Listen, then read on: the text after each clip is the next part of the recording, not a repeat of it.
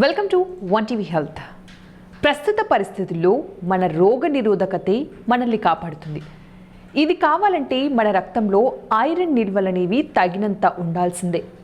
రక్తహీనత వల్ల బోలెడు సమస్యలు వస్తాయి. కాబట్టి ఆహారంలో ఇనుము అనేది తప్పకుండా చేర్చుకోవాలి. దానిమ్మ ఈ పండులో ఇనుము, మెగ్నీషియం, కాల్షియం మూలాలతో పాటు విటమిన్ సి, యాంటీ ఆక్సిడెంట్ సమ్మేళనాలు ఎక్కువగా ఉంటాయి. రోజు ఈ పండు లేదా పండ్ల రసం తీసుకోండి. లేకపోతే దానిమ్మ గింజల పొడి మార్కెట్లో దొరుకుతుంది. రోజుకు 2 చెంచాల పొడిని గోరువెచ్చని నీటిలో వేసుకొని తాగితే హిమోగ్లోబిన్ పెరుగుతుంది. అలాగే పాలకూర ఇనుము సమృద్ధిగా లభించే ఆకుకూరల్లో ఇది ముఖ్యమైనది. ఇందులో యాంటీ ఆక్సిడెంట్లు పుష్కలంగా లభిస్తాయి. కాబట్టి కూర లేదంటే పప్పు, సూప్లు ఇలా నచ్చిన పద్ధతిలో తీసుకోవచ్చు. ఇంకా యాపిల్ ప్రతిరోజు తింటే హిమోగ్లోబిన్ అనే శాతం పెరుగుతుందన్నమాట. కాబట్టి రక్తహీనతతో బాధపడే వారికి చక్కటి ఎంపిక యాపిల్.